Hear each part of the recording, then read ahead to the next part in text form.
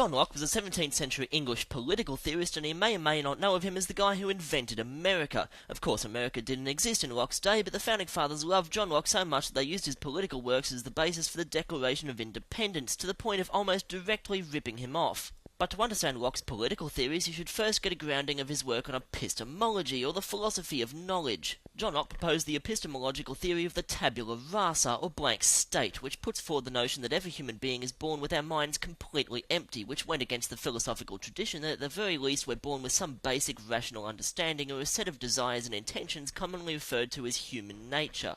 Locke believed there was no human nature, and each and every one of us is the author of our own character, ergo, all men are created equal.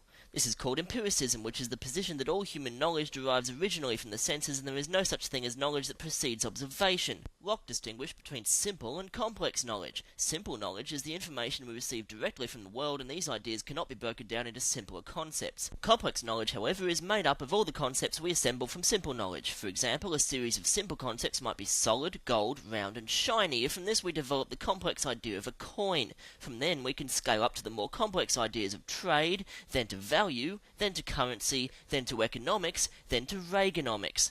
But all of these concepts are constructed entirely from the basic simple concepts that we took in from our senses. Locke's philosophy is often understood in opposition to his contemporary Thomas Hobbes, who proposed that all men are created dicks, and rather than a blank state, we're all born with an overpowering drive for self-interest, and without a strong authoritarian rule, people descend into a race of squabbling cave people. John Locke was certainly no fan of large intrusive government, and proposed instead that each individual has a fundamental right to life, liberty, and the pursuit of happiness. He believed that the government's job was to allow us these liberties instead of just telling everybody what to do all the time.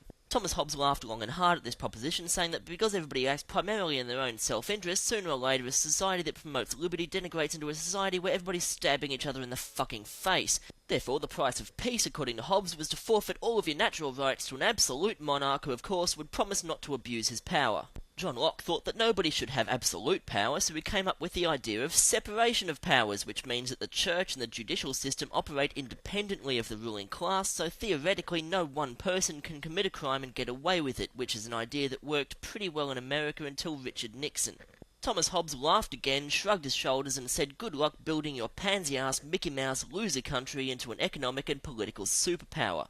As much as Western civilization as a whole, and America in particular, have benefited from the original ideas of John Locke, nevertheless, these days, most people would say he was a fucking filthy libertarian, and if he were alive today, he'd live in a bomb shelter with a bunch of Ron Paul campaign material and an arsenal of guns shrieking about how Bush did 9/11.